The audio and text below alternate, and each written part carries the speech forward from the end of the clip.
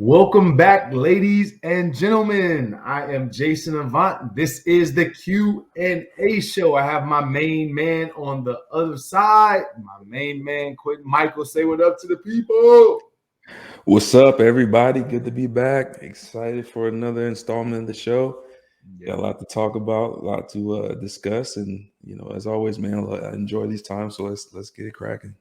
All right. Make sure that you guys are sending your questions to insidethebirds@gmail.com. Again, insidethebirds@gmail.com. Shout out to Jeff and to Adam and to Hunter, Josh, everyone at Inside the Birds. Make sure that you're tuning in. Inside the Birds platform, YouTube channel, Facebook, Instagram, Twitter, Amazon Music. Make sure that you're checking us out each and every week. And thank you to the fans that are tuning in, everyone that leaves us a comment, everyone that takes their time out. We really do appreciate everyone. Thank you guys in advance for what you guys are going to do with sending those questions to us. Q, let's jump right into it. Let's make sure that we get to those. Hold on, make a note. All right. Q, let's jump right into it. Birds win. Big victory, 27-17. Depleted Washington team. Got a lot of people back because the NFL decided to throw Washington a bone. They tried to use scare tactics early in the season saying, if a team catches COVID outbreak, they're going to forfeit the game. No, that didn't happen. They didn't want to lose that $50-70 million for that football game. They were like, no chance. Yeah. No chance will that happen. Money talks, man. Even we don't care about the Eagles' schedule. We don't care if they got to play the Giants in 5 days now. That entire situation is extremely frustrating. I mean, obviously, in my opinion, it should have been a forfeit. If you don't, that's what they said in the beginning of the season. Listen, if you don't have enough, if you don't have enough players to play a game because of COVID, then it's a forfeit. Every team has been sacrificing. I know the Eagles team has been sacrificing and painstakingly making sure that they did everything that they could do to not have an outbreak. And, to get all the way to this point in the season and, you get another team that doesn't follow or does have an outbreak, and then, you got to move the game, and then you put your own team at a disadvantage the next week, the following week with a short week. It's just wrong. And it was really frustrating. I understand why, the players were frustrated, especially the Eagles players were frustrated because that's not how it's supposed to be. Yeah. So I must say that the NFLPA were the ones that wanted to push the game back. Now, if I'm the players and I'm the leader of a team that has a line to one of the captains, I'm complaining. I'm like, who told anybody at the Players Association to push the game back? Like, no, like let them go ahead and now I'm not saying like, hey, we don't want to play football. No, that's not what we're saying. We're just saying like the next week we don't want to play. We don't want to give a team a full 7 days and we get 5 days. We don't want to do that. Yeah, that's crazy. I mean, like literally think about that. That's so okay. Normally, I mean, I don't think that's never happened, right? Because normally if there's a Thursday, you don't play again till the next Sunday. Yeah. Right. So this is a Tuesday, and then you're playing that within that same week, correct? Yeah. That's insane. Like in the name of player safety, I can't even believe that was even on the table. Yeah, I mean, it's just ridiculous. Usually the worst you do is a Monday night game. If you have a Monday night, you can come back and play Sunday. That's like usually the worst. That's usually like the worst that can happen. Right. So right. If you're playing Monday, it's the worst you can happen, but that extra day is still something. So, but anyway, let's get into it. Jalen Hurts comes out. Eagles win 27-17. Let me give you a stat line. Jalen Hurts, 20 for 26, 296, 11-yard average, 110 quarterback rating, 3 sacks, 1 touchdown, 1 interception. What do you think of Jalen Hurts' play as a thrower of the football? He also contributed 8 carries, 38 yards, which is almost 5 yards a carry as well. Added that element back to the game. What do you think about him throwing the football this game? Yeah, to me, it was a tale of two halves. I think the first half, I think he was all over the place. Honestly, he missed a lot of throws in the first half. Some of those, some of them throws, especially the long one to Devontae Smith on the left side. Devontae Smith on the left side, but also the deep ball to Goddard. Goddard just kind of went up there and kind of took that one. Stared that all the way down. Yeah. Oh, we're good. We go into that. Yeah, we'll go into. But so I think that it was a tale of two halves. I think the second half he came out, and I think that he really started to kind of get into a groove and started hitting some throws down the middle of the field, down the sidelines. But really, I think the first half he was really he was kind of Jalen of old, as we'd like to say. I mean, it was like, okay, I don't know if this was the right move starting him yet. Then the second half, I think he settled in and he played much better. Yeah. So for me, with the exception of a few plays, I thought this was his best performance throwing the football. Now you can say, okay, Denver is the only other time that he really executed throwing the football at a high level. He had more opportunities down the field in the Denver game. With them trying to stop the run so much, he had opportunities. Even had the one Aquarius that he dropped in that Denver game.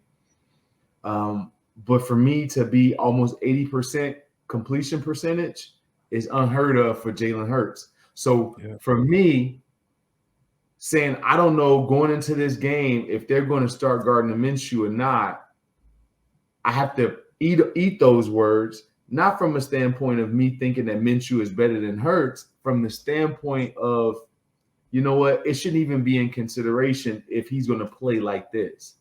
Mm-hmm. To me, this was one of his better games. Now, when it came to ball placement in this game, it was definitely his best game. Did he make mistakes? He made a lot of mistakes that can bite you and hurt you in the long run that you can't see on tape and you won't be able to measure in these stats, right? So that could be very, very bad for our team, but they didn't happen. So you got to take it for what it is now.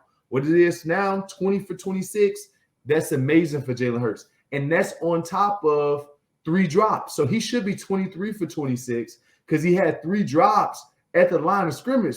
Basically, Goddard with 2 of them, he drops a screen pass, a middle screen. I'm like, what is this? And remember we talked about this earlier. We talked about this earlier with Dallas because Dallas is a great player. Sometimes I'm just like, Dallas, why don't you care enough to like look the ball in?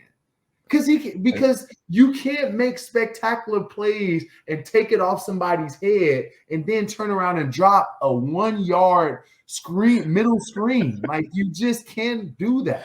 Like that to me is just care and your craft, like something that you want. So and I'm not down on him because he balled, but the dude had a freaking he could have had a 200-yard game. The 2 passes that he dropped, they're going to go for 30. Yeah, that screen was about to get out the gate. Yeah, it was nobody. The whole D line was in Jalen Hurts' lap. That screen was about to get dirty down the field. That was at least a 30-yard gain or more. Yeah. So when I say that, so if you put that into the equation, that's 23 for 26, and I'm taking one further. If freaking Lane Johnson throws on a Jalen Reagor quick screen at the end of the game, that's a touchdown. Like when I say throws, people that don't know what I'm talking about, when there's a big offensive lineman and you're down the field with a much more elusive player like a cornerback, and he's right he's right in front of you, and the ball carrier's right behind you, you go and try to cut his legs. Even if you miss, he has to put his hands down, and it clears up the lane where the guy can make a cut. When Lane's down there dancing with the guy, pushing him, all you're doing is dragging out the play, and the guys from behind is starting to catch up more and cut down and cuts and turns away or takes away the cutting lane. So if he throws in it, that's a touchdown. That's what Jim Johnson used to call it, playing the piano. Yeah, playing the piano. So when they come, you just sit there, swing the play out, wait for the cavalry to come. Exactly. That's what the guy did. He kind of let the guys behind catch up a little bit. So, but overall, I thought Jalen Hurts played really well, ball placement wise. Even in throws that he missed the corner route. He didn't really miss it because it was double coverage to Devontae Smith in the right end zone. That was great ball placement. Devontae Smith got one hand on it. I don't know what he was doing with his other hand, but he got one hand on it, but it was two defenders. Great ball placement. Nobody else can get it. Devontae Smith make a spectacular catch or not. Greg Ward, another corner out, left side. Great ball placement. Guy underneath him. He got one hand on it, got a chance to make a great play or not. Like Greg Ward's touchdown, great ball placement. So Jalen Hurts, to me, this game balled. He did. To me, he balled. Was there now, and I'm going to get what Q's talking about, because Q's talking about the 2 out of 3 sacks were on Jalen Hurts. All. Yeah. Mm-hmm. Devontae Smith down the field, Jalen Hurts.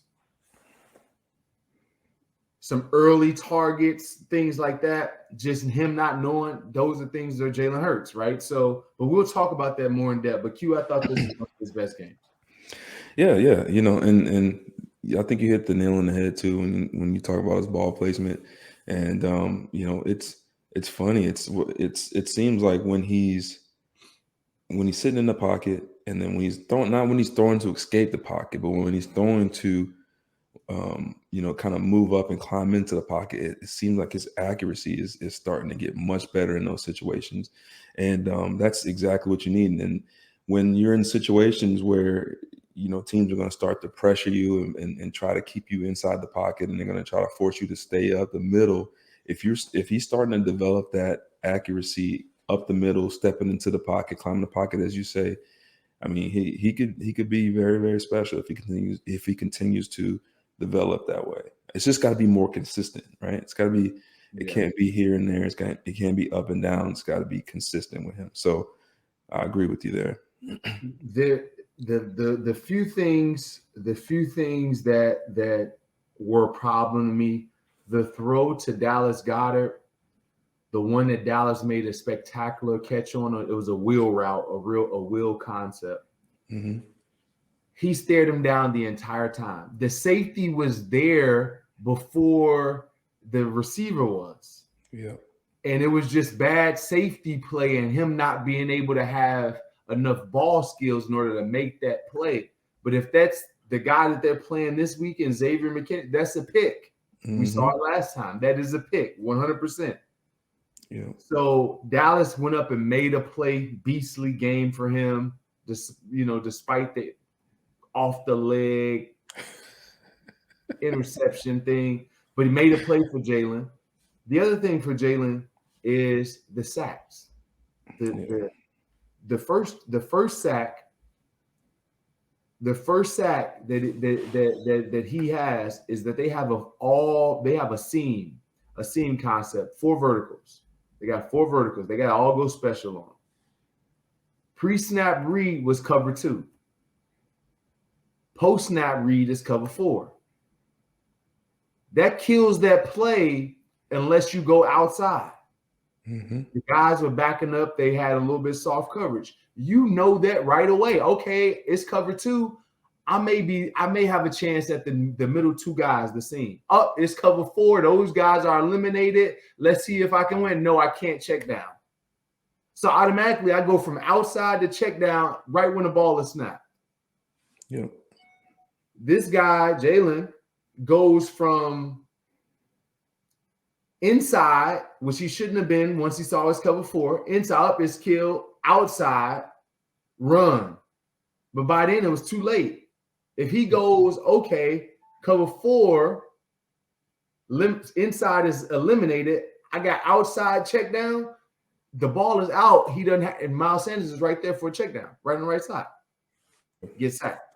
As an offensive player, as a receiver, is this something that, you know, the receiving core can kind of help with the development of, you know, these type of situations? Can the receivers help Jalen kind of see that quicker? Or is this something that he's got to figure out on his own?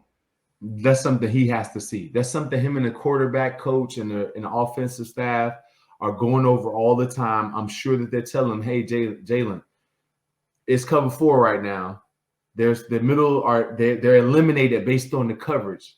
Like, some guys want to hope that a guy pops and somebody makes a mistake. The NFL, you can't anticipate a guy making a mistake. If he pops, and you see it in your peripheral vision. But if a guy runs scot-free down the field and you see it's cover 4 and the safety fell down and you throw it to somebody else, it's okay. Tom Brady does it. Tom Brady's like, he shouldn't have fell down, so I'm going over here.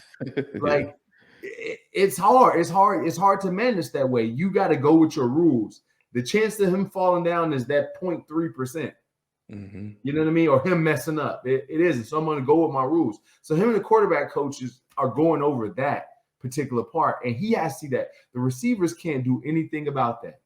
The receivers can tell him and get on his nerves and tell him, hey, man, let's cover 4. What you doing? Mm-hmm. But that's going to do nothing but irritate him. So he has to see that, and he has to remember where the check down is. All the great ones remember where the check down is. And if you know that the check down is coming, you can get out of that sack because you know that I can move toward the check down, give him enough a turnaround, bam, I can hit Miles, no sack, right? Second sack cue, they're running pirate concept. You guys know, the fans would know pirate concept. If you remember the Saints and Colts Super Bowl, it's the play that Tracy Porter picked off and basically won the game. It's 2 in routes, 2 5-yard in routes, and there's usually a basic or corner by number 3. That play's been in the NFL forever because Peyton Manning's favorite play. It's a high percentage play. His favorite play of all time. That's his play. It's 2 short in routes, 2 5-yard ends, and then either a basic or which is an in route or corner route by number 3. They're running that play, right? Mm-hmm. They send a fire zone with Landon Collins off the same side. The replacement comes and picks up number 2, which is the second inside in cut. Based on the coverage, because it's cover 3, the corner route is taken away. Yep. What's left? The outside route. He's right there. Gainwell is right there the entire time. He doesn't see him. He gets a little flustered with the pressure, start looking around, get sacked, fumble. But he's right there in front of you. If you just read that play out and you go, okay, it's eliminated because of this coverage, this cover 3 that they're doing this fire zone. I'm not throwing the corner out in their fire zone, or I'm not waiting on the basic to kind of materialize in there. It's too much traffic. So let me go to 2 or 3 immediately. Those are things you're trying to eliminate people. You know it's cover 3. I got a corner out. I'm not waiting on that. Yep. So I'm gonna go to 2. Up 2's covered. Now I got 3 that's coming in. Bam. Sorry, this is getting kind of technical, but I just want to give people insight of what's going on, because a lot of times I think it's the offensive line or things like that. Those sacks, 2 out of 3 was Jalen Hurts. The last one was just Opeta got beasted by Allen. You can't do nothing about that. Yeah. No, that's great. That's great analysis. And, a lot of the times, and we'll get into this later too, a lot of times the fire zones are perfect for young quarterbacks just for that reason right there. And we'll talk about that a little bit more as we get down into later in the episode, because I want to talk about a couple of things, especially with our defense. But those fire zones, just how you said, like on the outset, it's a cover 3. The most basic quarterback teachings, cover 3, you're going outside, or else you're looking outside first. but a fire zone could look like anything. So it's technically it's a cover 3, but it could be a little bit confusing in there. So Yeah. I see what you're saying there, and he's got to continue to develop. And yeah, he's still young. Yeah, he hasn't seen a whole lot of this stuff, but these are things that he's got to get better at quickly because Yeah. it's time now. We got to start seeing some more from him. So Yeah. yeah, man. All right. So the Russian attack. The Russian attack for our team this past game, 41 rushes again, 40 plus 40 again, 238, 2 touchdowns, both sneaks by Jalen Hurts, but almost 6 yards a carry, 238 yards. Mauling people. I can dig it. Dickerson in there, Zopeta in there, whoever, they're mauling guys. Like, they're mauling. And I don't know what it is about Jordan Howard, but Jordan Howard freaking moves people, man. It just like it's like amazing to me. He's like I don't know how to describe him, but it's just the power just moves with him, and he never misses a cut, but it's never a home run. But it's like, dude, just give him the ball. He's gonna move forward. Listen, there was one run, and I think it was in the second half where he came in, and it might have been after. It might have been after. I think it might have been after Miles' long run.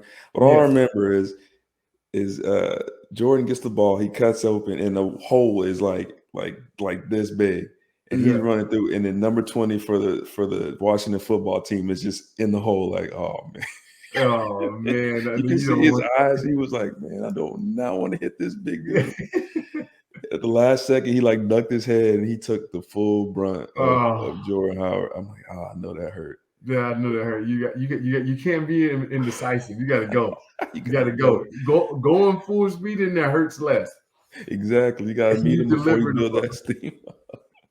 But yeah, man, that element that we've been saying it. It's tough to prepare for. You got Jordan, you got Miles, you got Gainwell coming in, catching out the backfield. I mean, this running attack is serious, man. And if they can continue, I mean, how many games in a row is that for over 200? That's what, 4? I think it's 5. I think that was 5. I think it was. I think that was phenomenal. 5, maybe even 6. But yeah, I don't have the stats there, but it could be 5 or 6. We'll get that answer shortly to you. But 131 for Miles. Definitely Miles' best game. I'm waiting for him to get that touchdown. I know he's starving for that touchdown. Right. I know he's like, dude, stop sneaking it on the goal line. I done got us down here. Doggone it. I would be pissed.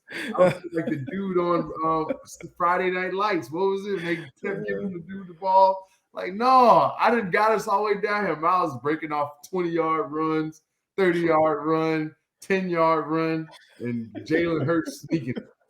No, give me the ball so I can go to the top like Peyton, baby. I'd be mad as hell too, man. I'd be like Marshawn Lynch in the Super Bowl. What the you doing? Give me the ball. Run the ball. Oh man, that's a classic face. You remember when Malcolm Butler got that pick? They panned the Seattle Seahawks sideline and you saw Richard Sherman's face. Oh, that's the classic. Like, that should be an ongoing meme right there. That should be it isn't. But that play, whoever is watching this, you got to go back and see that play. When they panned the sideline after Malcolm Butler's pick, Richard Sherman looked like he like these dumb. He reminded me of Martin Lawrence with that look, like,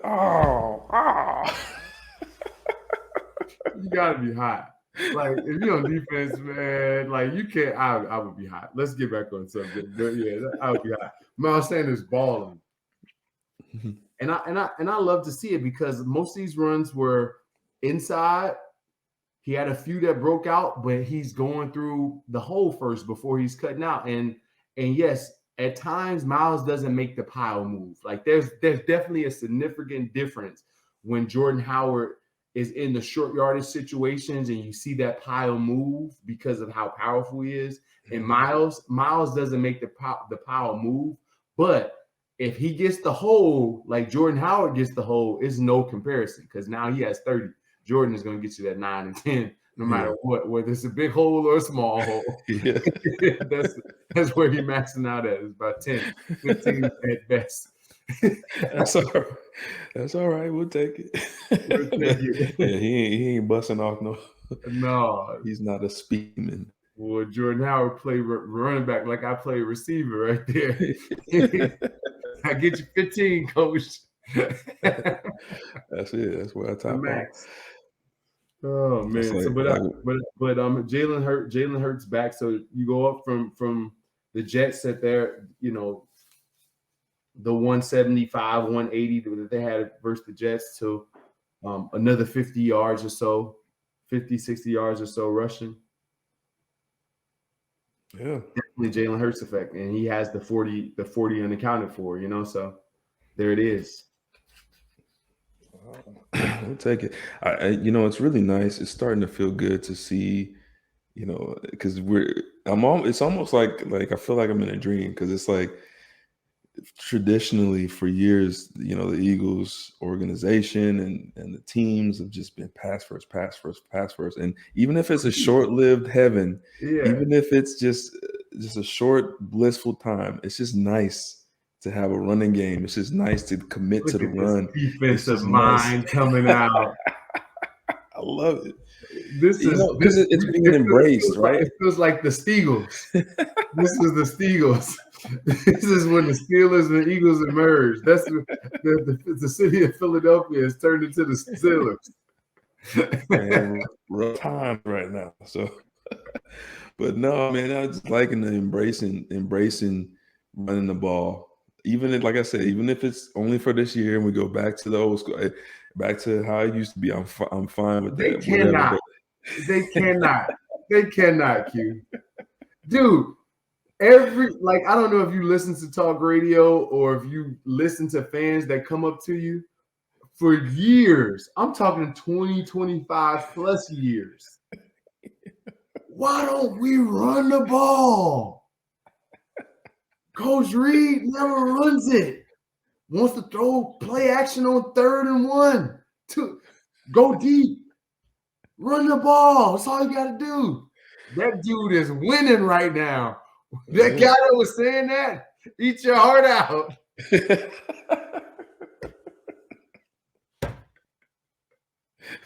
Right? I was on the sidelines, one of them saying, "Run the ball, run the ball." So those old fans right there, those Eagles fans that's been, you know, yelling at television, "Run the ball." That's all we got to do. Hey, those dudes know more than the coach.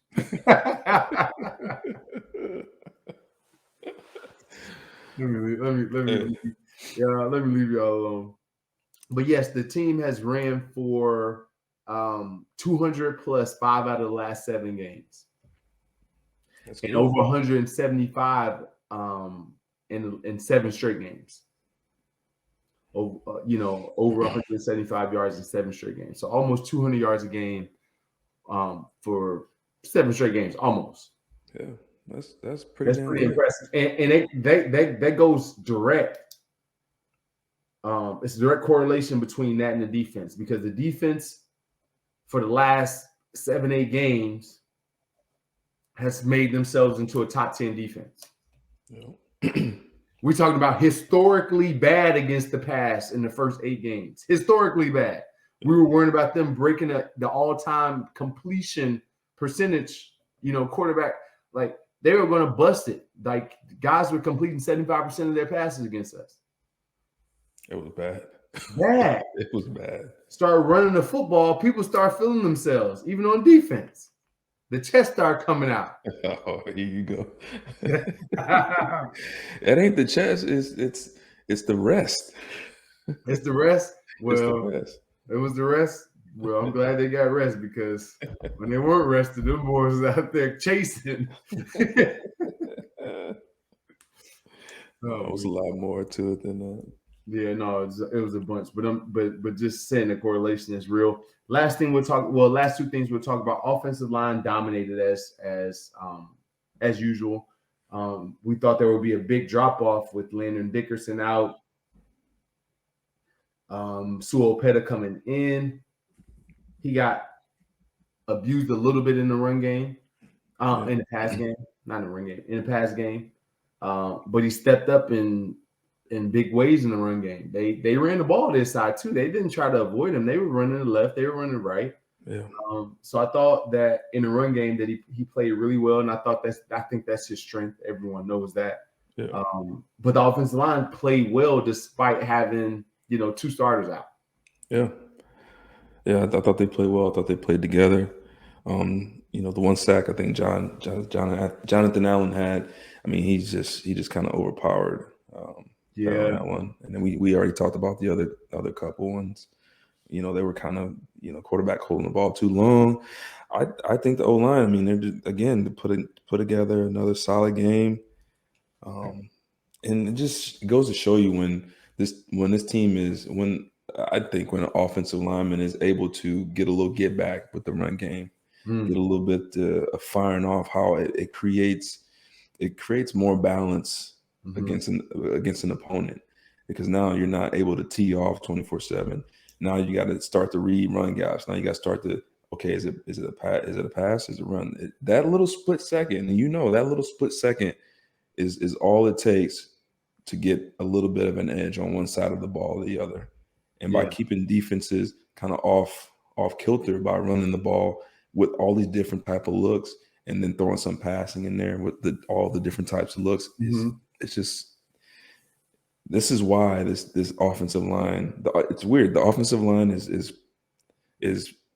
directly benefiting from the play calling, and then vice versa, the team is directly benefiting from the offensive line. So it all kind of works together, and it's really been really cool to see this offensive line kind of come together, even though all of the injuries that they've had and the ups and downs, and they're still fighting, man. It's a good thing to see. It is. You can't. The team over the last, I believe 7 weeks has led the league in rushing. Yeah. We talked about that. This is the formula. As long as they don't deviate from the formula, they got a great chance of making the playoffs. Yeah. A great chance of making the playoffs. And hopefully they don't deviate. And they got some get back this week against the Giants. They got some get back. Once you get back, you can't play a game as bad as they did the other, a few weeks ago up there. You can't. So it's some get back time. Last one we'll talk about offensive line ball. Receiver play. Dallas Goedert led all 7 receptions on 9 targets. That's what I like to hear. Yeah. 9 targets. The dude should have been 9 for 9. You don't have time. Oh man, a flat route and a screen. Dang, Dallas, I love you, dude. I want Dallas. My little sheet here, man. I wanted you 9 for 9 for 200. Tight end. You'd have got a ton. Dang, I wanted that. And I don't have him on fantasy, but I just wanted it for him. Man. Yeah. The one that hit off his foot was so weird, man. It was like, I want to give my 2 cents on that. Just a little split second. Like, it was behind a little bit, but just a little bit more, just look it in. And then just the way he just turned around, like just I don't care. That's the thing. Like he has that down in his soul somewhere where he just in his life, in his mind, there's just like a I don't give a damn, button or something programmed in there. Like, I know based on how I dropped the ball, if I got another chance to catch the ball, or if the play's over. Yeah. Like I'm trying to catch the ball until the ball hits the ground. And I used to have this sixth sense of when the ball was getting to the ground, I would use a foot or something to try to pick it back up. Yeah. Yeah. But when you have that I don't give a damn button programmed in there, you just give up on a play, and before you know it, pop, it kicks up to somebody. No, the ball is still live. I dropped it. Oh man, the ball is falling slowly, slow motion. You got a second chance to try to catch it because you did try to catch the ball the right way. When you catch the ball the right way, you always get 2 chances to catch it. Always. That's why you don't catch the ball the opposite way. If the ball is high, you don't turn them over that way. You don't get a second chance. You catch it like this because if something goes wrong, I can reposition my hands. I like that.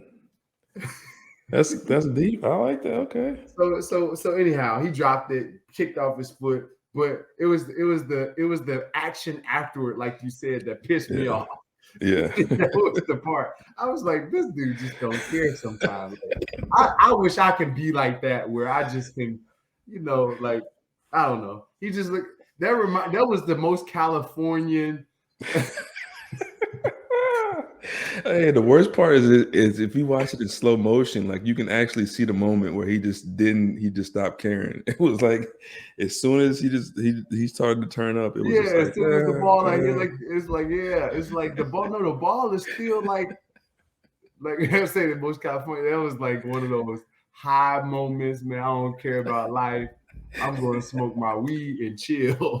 That's what he did at that point. For real, man. Even Landon Collins couldn't believe it. Yeah, no, he's like, man, I got a free one today. Why couldn't I get one like that? When I was playing DB, I always had like Eli Manning or I don't know, Drew Brees or someone like Aaron Rodgers. Just either if they made a mistake and threw a ball to me, they threw it like 8,000 miles an hour. That's how they did it. Like right out of a jugs machine in my face. I ain't used to catching that. Come on, man. Give me a lollipop like that. I want something that'll pop off somebody's foot like that. Just one time, man. Give me an easy one. Dude, we lost the Rose Bowl game to USC. Doggone Braylon Edwards. Doggone Braylon Edwards. We got a slant route call, backed up. USC was loaded, by the way. They had everybody on their defense, right? Mike P was on that team. It was a bunch of guys on that team, right? Palomalu probably was on that squad. No, it was right after. It was a few years before, after Palomalu. But it was a bunch of dudes in their defense from Clay Mack. It was a okay. I remember. Yeah. USC defense, but we call it slant route, and the quarterback throw the ball low, like shoe low, not in the dirt low. Braylon runs the slant, boom, the ball is a little low, touch behind. Instead of him going for it, he looks at the ball. The ball hits his shoe, pops up, freaking interception. USC ball on our 5-yard line. That's how we to start it off. I'm like, dude, this can't be a worse game. And he started off with a 50-yard drop. I was like, man, coach, if you don't stop throwing the ball to this month right now. I feel like I remember that. Oh man. But Braylon was tall though, right? Braylon was a big dude. He's 6'3". Okay. Yeah. Who was the quarterback? For that game, it was John Navarre. He was tall. He was 6'7". And then Henny was the next year. Okay. Oh, yeah. Damn. Yeah. But anyhow, Dallas, come on, baby. Dallas, come on, baby. Hey. And we'll go right into let's get to a DraftKings read. Yeah, let's do that. It's Christmas week, and DraftKings Sportsbook, an official sports betting partner of the NBA, has a gift that'll certainly put you in the holiday spirit. New customers can bet just $5 on any NBA team and win $150 in free bets if they're victorious. It's a great way to put some extra jingle in your pocket. All DraftKings Sportsbook customers can also get in the Christmas spirit with the holiday free bet surprise. Everyone will get a free bet up to $50 instantly. DraftKings gives away up to $10 million in prizes. DraftKings is safe, secure, and reliable. Best of all, you can deposit and withdraw your cash whenever you want. Download the DraftKings Sportsbook app now. Use the promo code ITB. Bet just $5 on any NBA team and win $150 in free bets if they're victorious. That's promo code ITB this Christmas break at DraftKings Sportsbook, an official sports betting partner of the NBA. Must be 21 and older, Pennsylvania only, new customers only. Restrictions apply in partnership with Meadows Racetrack and Casino. See DraftKings.com/sportsbook for details. If you have a gambling problem, please call 1-800-GAMBLER. Yeah, I got to get in on that on the Christmas games. You gotta get in there. NBA, man. I Give love you something to do because Christmas after the kids had their fun, after you done put together the 17th toy, Yeah. after you done put it together and it's time for football, it's like it gets boring after a while. Yeah. So you gotta get some excitement in there with DraftKings. That's it. I'm gonna take advantage of that.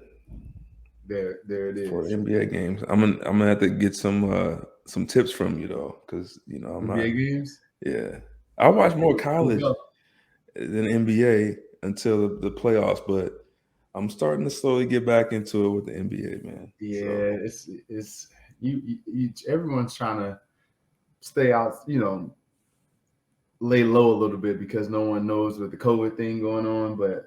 Yeah. So I'm starting to get more in, and my Bulls are good now. So I like watching that. I like watching them beat up on the Lakers the other day. You know what I mean?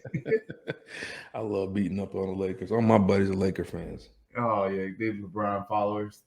Yeah, you know how they go. All right, let's get back. Defense, you. Yeah, defense. Yeah, it's. I think the defense played well. It's always tough when you're gonna look good when you have a quarterback that's coming off another team's practice squad and a team that's basically been decimated by injuries and COVID. So I think defensively, they played well. They played the run well. I just I wish there was more creativity still in the pressures. And I understand like on the one hand, I understand when you have a new quarterback and you're unsure of what to expect from him, what he can do, what he can't do. But it was like they didn't want to come after him at all in the first half. It was like Gannon was scared to call a blitz. This was the really entire weird. First half. It's weird. And I'm like, if you're gonna practice some stuff or just try something new, this is the time to do it. Yeah. And then the most frustrating. So the first half, I would have liked a little bit more pressure on him. In the second half, when he did bring the pressures, it was again it's a safe. His pressures are safe pressures. Like he'll bring two guys and then he'll drop two linemen.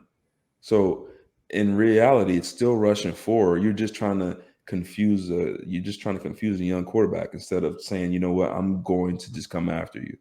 Yeah. So what in turn is going on is now you got guys that are at a disadvantage in Sweat and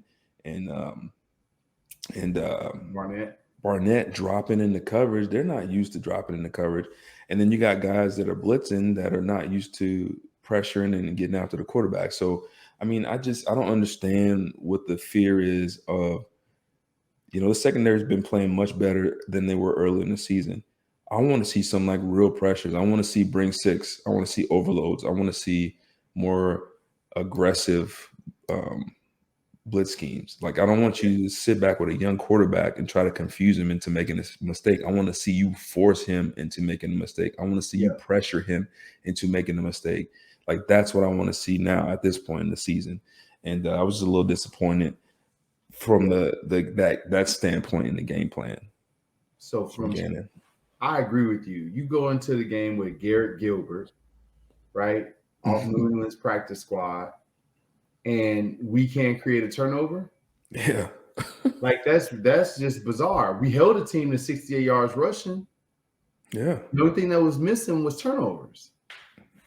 Yeah, and you can't, like you said, that safe stuff. It gets you hurt.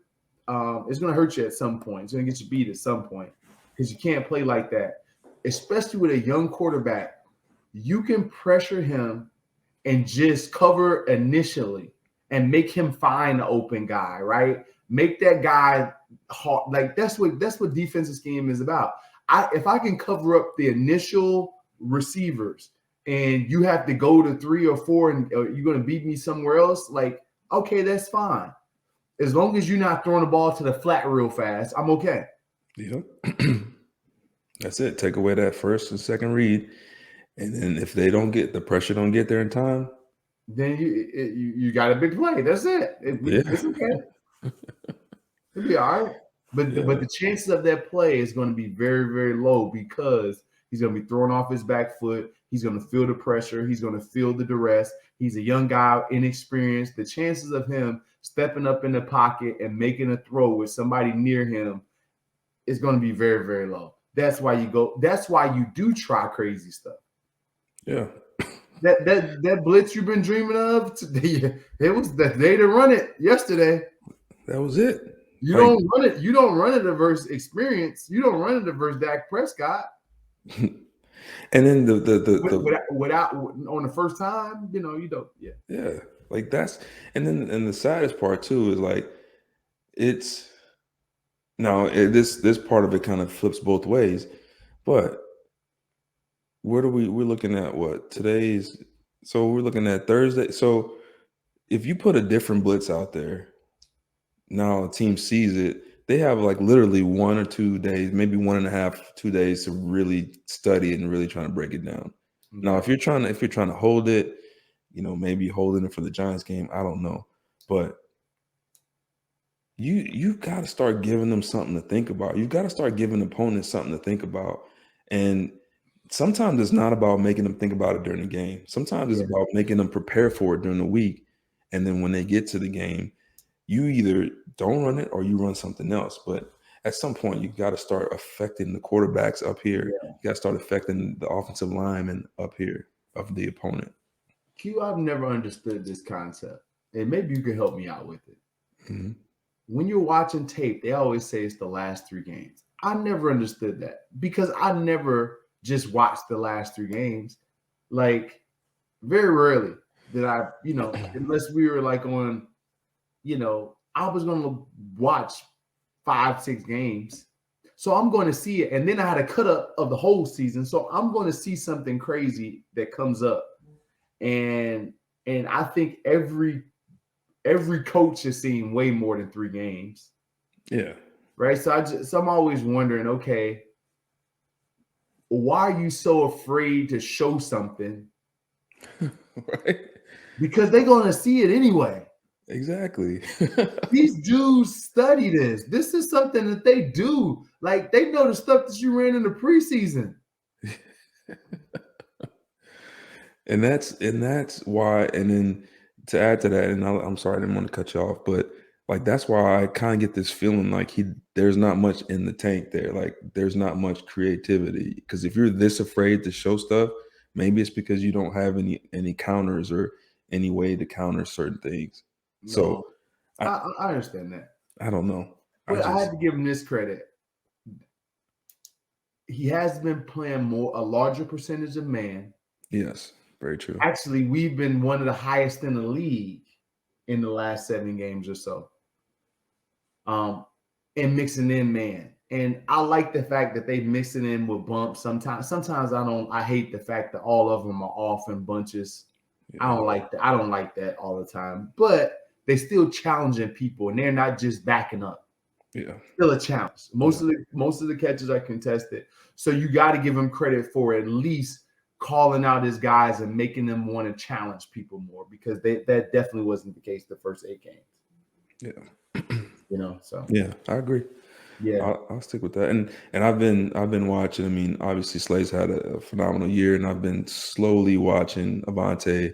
Slowly, like he's starting to play some really good ball, especially in zone packages and playing aggressive, especially in those check downs. I mean, there was one of them he closed down on Gibson so fast. I was like, okay. Oh yeah, the one on the right where he made first contact in the backfield. Yeah, yeah, I remember that.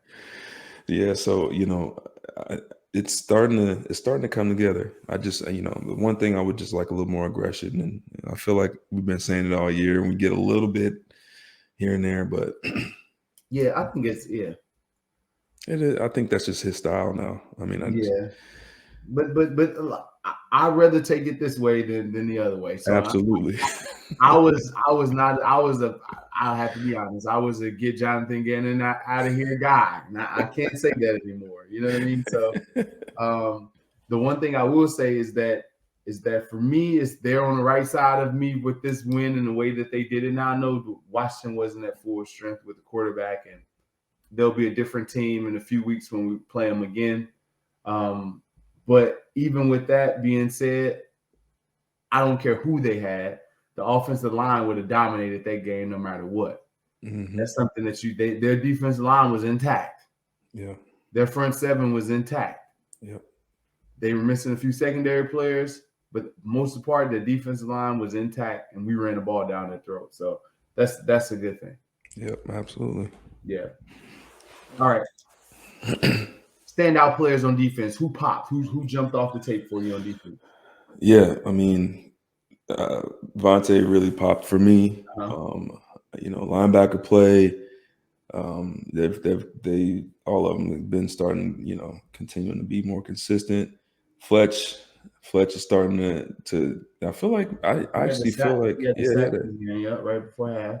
Yeah, he had a sack. I feel like maybe he was more injured than he was leading on, because he looks like a different person these last couple games, and I don't know, maybe that the little bye week or whatever helped him, but he had a good game. He played aggressive. He got off the ball, made some nice tackles, and there was a nice sack, man. So even Steven Nelson, I think the entire defense as a whole had a good game last week. Even Steven Nelson, who I've kind of been having issues with, I thought he covered well. I thought there was a couple of plays where he was kind of on his heels a little bit, but he as soon as the receiver made the catch, he was there, got the tackle, got the guy on the ground. So I think just overall the entire group, the entire unit played well together. Mm-hmm. And hopefully they continue this kind of rise together, and Giants got to get back on the Giants this week coming up. So what about you defensively? Like, what do you see? Anybody kind of stand out, or just on offense? Or it just like I said, it just amazes me every time Epps is in the game. I see his name. Yeah. Mm-hmm. Like I see him doing something.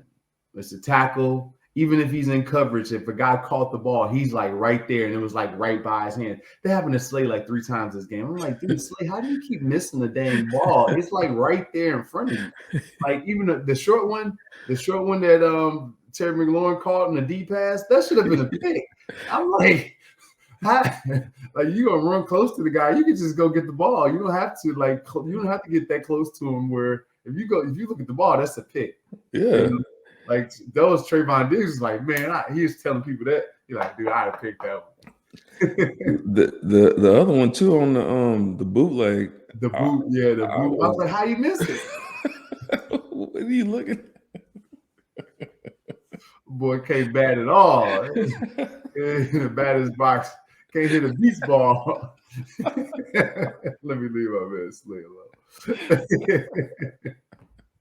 Boy, ball. Behind the hand. Florida State chop. Oh, yeah.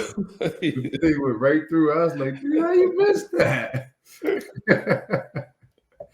But I say this: our defensive line didn't play like their best game rushing the pass or anything like that. Didn't. But they were dominant when it came to stopping the run, like dominant. And that's where it starts. A lot of times it wasn't that, the secondary had to come down and make a tackle or whatever. The run play was being destroyed up front. And it was a lot of guys. It was Jackson that I saw flashing on tape. It was, Fletch. And it was a bunch of guys like, button and pressing, getting guys off and stepping up in the run game. I will say this about our defense. It's Achilles heel. here's a problem area for SQ. We don't know how to handle misdirection. Yeah. And we've put it on tape consistently. Mm-hmm. Misdirection has hurt us. If on that reverse, can you hear me, Q? Yeah. Yeah, they had a big reverse Carter. Freaking riding the cloud on the other side of the field on a reverse. Same play Anthony Harris had against the Chargers. He on the other side of the field. Gets reached. He didn't go all the way over. And Harris went all the way over. But he didn't go all the way over. But he got it so bad that the guard was able to reach him from the alley position. So it gets pretty bad. You know what I mean? So he was able, and that happens sometimes, right? It happens. He went all the other side of the field, but he got reached. Derek Barnett, contained player. If they're falling on Derek Barnett and is getting outside, they got a good chance. Yeah. Right. And so same thing, and the same thing occurred on the bootleg. The boot left. The entire defense was everybody was gone on the left side of the field. Only person back there was Darius Slay. It's like we have a problem. It's a serious problem, man. And we're laughing because we won, but this is every game that somebody does a misdirection on us. They get yards. And this has been a problem for years. This is not a Jonathan Gannon thing. Mm-hmm. This is a player thing. Yeah. This is a get together and watch film thing. This is a understand what a team is lining up in and an instincts thing. You know, sometimes you fall into plays just by having good instincts. Like, okay, they supposed to be running over there, but this tight end is running straight up the field. Like something ain't matching. Let me just be smart and stay with him just in case. Mm-hmm. So yeah. Yeah. So, but other than that, they play well. I'll be nitpicking if I start calling guys out. But I did have Avonte Maddox as showing up on tape. What else can you ask for? Let's think about it, right? What else can you ask for? 194 yards, Gilbert. Mostly dump passes to the flat. They made a bunch of yards. Yeah. Few deep ones. The one to the tight end and the one to Terry McLaurin. And then 63 yards rush. I mean, the only thing you can ask is just, turnovers. A couple more turnovers or Then the turnovers, like when you're not getting home, like just dominating up front where there's like somebody getting beasted, turnovers usually come from pressure. Mm-hmm. So that is what it is there. Yeah. But overall, looking forward going to into the Giants game. Let me do this Manscaped read, Q. Yes, sir. Support for the Q&A show is brought to you by Manscaped, the champion of the world for men's below-the-waist grooming. Manscaped offers precision-engineered tools for your family jewels. And they just launched their 4th-generation trimmer, the Lawnmower 4.0. You heard it right, 4.0. Join over 2 million men worldwide who trust Manscaped with this exclusive offer. 20% off and free worldwide shipping with the code QA at manscaped.com. With the code QA at manscaped.com. Imagine shaving with a sleek, well-designed, and optimized trimmer that makes shaving time your favorite time in the bathroom. I've tried the 4.0 and I'm blown away. The craftsmanship and details are second level. Nobody wants to get hurt down there. You know what I mean. So Manscaped engineered the ultimate growing and body trimmer by focusing on intelligent functionality and an incredibly comfortable grooming experience. Their 4th-generation trimmer has a cutting-edge ceramic blade that reduces those accidents thanks to their advanced skin-safe technology. You got to be comfortable down there. This upgraded trimmer also has a multi-function on and off switch that can engage a travel lock and has a 4000K LED spotlight that can turn on and off for more precision on your shave. The new Lawnmower 4.0 even allows you to customize your trim with guard lengths sizes 1 through 4. How about wireless charging? Their new wireless charging system uses electromagnetic induction to help the battery last longer. Men, you can't use the same trimmer on your nuts and face Nobody needs pubes in their mouth. Get your own ball hair and body trimmer with Manscaped. Make me time the best time like Jason Avant always does. Get 20% off and free shipping with code QA at manscaped.com. Your balls will thank you. Get 20% off and free shipping with code QA at manscaped.com. That's 20% off with free shipping at manscaped.com. Use code QA. Unlock your confidence and always use the right tools for the job with Manscaped, and your balls will thank you. Good job. No, Nice. All right. This last portion of the show, Q, let's talk about the outlook of the team. We're 7-7, 3 games left. We got Giants coming to Eagle Stadium, to the link. Mm-hmm. We owe them. Jalen Hurts, probably his worst game as a pro. I had it in front of me, but definitely his worst game as a pro last time. Yeah. How big is this game? Yeah, this game is huge. You know, not only because it's it's a division opponent. It's a game that the Eagles need to even be considered. They need this game to even sniff the playoffs. A wild card situation. But also, it's a game where you've got to show, after what happened after the last game, you've got to show some kind of growth. That was probably the worst. I think I can't think of a worse game. I mean, maybe I honestly can't think of a worse game that Jalen had. And just really the team in general just looked really flat and didn't really seem to have much fire for a game that's supposed to be a division game where you have everything on the line. You're trying to hit a playoff run. It felt like that one just kind of got away. And so to me, this game is huge. It's really kind of a season defining type of game situation because you drop this one and then that's kind of over from this point. I mean, yes, as big. It's a playoff. It's huge, yeah. And all three of the next 3 games, maybe the Dallas game, if you get these next 2 games, if you get the Giants and you get the Washington football team, maybe that last game isn't as quite as important because then you might end up in I don't know. You never know down the line. But definitely these next 2 games are very important. But this Giants game is the most important one. So I'm sorry I cut you off. Go ahead. No, it's good. And we know how much you hate the Giants too.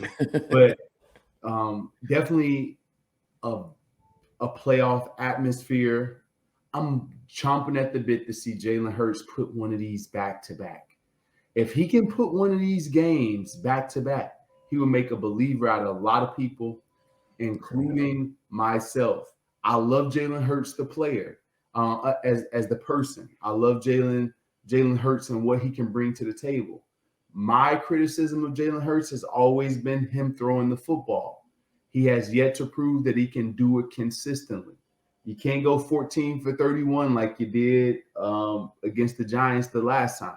Can't do those types of things and expect to be the quarterback in the National Football League, right? So this game kind of, and even this past game, there's a lot of people at Minshew. I thought that they were going to start Minshew just because of the way the organization were moving. To me, was very, very sketchy because of I thought Jalen Hurts was healthy enough to play, and he did, and he was told to sit down. So that was me. I was wrong. The organization came out and let Jalen Hurts play the entire time, playing through some early woes and Washington going up. But it's still one of those proving games. And this is, what did I say? I said it maybe at the halfway point. I said Jalen Hurts, the only way that he can win the city over is if this team makes the playoffs and he plays well throwing the football. He got that opportunity. Yeah. And he started off with arguably his best. It was definitely his best game completion percentage wise. Not even close. He was almost 80% completions. Yeah. He was one, and he should have been. He should have been 23 for 26. Mm-hmm. Yeah. Few mistakes here and there, but overall, still one of his best throwing days. He has to put those on paper. Very You got to true. do that for a couple weeks in a row. And if you can do that, if he can put up a performance like this, almost 70%, 75, 77 completion percentage, 80% over the next 3 games, So it's a valid case. So I think it's big for Jalen Hurts as far as the team. We know what it is. mhm. Playoffs. You want to make the playoffs? You did all of this. Otherwise, you should have tanked a long time ago. You're trying to get in the playoffs. Yeah. Right? We're So trying to make the run. So everything is online. so let me ask you this. So let's say things go well, right? These next 3 games, the Eagles continue on this upwards track, right? They're still running the ball over 200 yards per game. Let's say the next 3 games Yeah. they rush for over 200, and let's say Hurts is still doing let's say Hurts plays a similar game to what he played last week. Now going into the playoffs, let's say whatever happens in the playoffs, let's say after the offseason, do you think that this organization at that point will be willing to commit to Jalen in terms of starting to really build a team around him? It depends. If Jalen Hurts over the next 3 games goes 20 for 25, 27, 26, 27, if he can be in that range where he's in that plus 70% range, and his touchdown to interception ratios on the positive side, as far as him being a reason we're winning because he's throwing too, Mm-hmm. Mm-hmm. you got to consider it. Okay. Because he's showing growth. And that's what you want. If Jalen Hurts comes out over these right now, just think about this game. He had 296 throwing. He had 3 big drops that could have hit heads on goalpost drops, right? That at least 30 yards a pop per drop. Besides Gainwell probably got 10 yards, but that's 70 yards left on the field. 70 yards left on the field. That's 360 yards passing for Jalen Hurts. Okay. Yeah. That's a You good know what I day. mean? Yeah. So it's just a play here and there that kind of changes the dynamics of this. And what I'm saying is that if he's playing this well and they're still able to run the football, I think you gotta be in consideration, because remember, it's not where you start, it's how a young player is developing. If he's going through progression and you seeing growth and he's making throws, and if he has the ball placement that he had this game in the next 3 games, you got to consider it. I don't know what they'll do, because you still have a bunch of guys, right? You still got Deshaun Watson still dangling out there. You still got Russell Wilson. Seattle isn't playing the best. Aaron Rodgers is disgruntled with Green Bay. Like, there's a bunch of things that could possibly happen. That could possibly happen. Yeah. It could be him packaged up for players, or it can be him as the starting quarterback and using to make the roster better for the next time the free agents come. Like, you never know what it could be, but he's definitely making his value known, and he's going to have a market no matter what if he continues to crescendo like he's doing now. Okay. That's good to know. I mean, Yeah. and that's kind of what you want as a player. I mean, you kind of want to have the ball in your court, so to speak, in terms of, your ability to stay or go. I mean, it's really in his court now. Now he's got the opportunities. He's really gotten a full year. Really, you can say full, quote unquote, year and a half, year and a quarter, to really show what he's about. So I'm glad he's trending This in the change right just way. doesn't happen. Yeah, you're right. They don't have the patience for this. The National Football League does not have the patience for this. Mm-hmm. So you at least got to give some credit to the Eagles for that, for sticking it out, sticking with the game plan, and just riding the wave. You got to give them credit for that. I think that's good. Absolutely. Yeah, absolutely. Cool, man. That's going to wrap up another show, another Q&A show. Q, always good to talk to you, brother. Each and every week, I always have more insight, more detail because of some of your analysis. So I appreciate you. To all the fans that are tuning in, make sure that you send your questions to insidethebirds@gmail.com. Also, check us out: Facebook, Instagram, Twitter, Inside the Birds YouTube channel, Amazon Music. Thank you to Jeff and to Adam, Hunter, Josh, everyone that's responsible, all the fans that's tuning in. Q, you have the final words. Yes, sir, man. As always, I enjoy our time. I enjoy the show. Thank you, everybody, for listening. Thank you, everybody, for watching. Jay, as always, thank you for teaching me something every week, man. I tell you, it's great stuff, man. And, thank you to everyone, and continue to support the show. So everybody have a good night. Go Birds.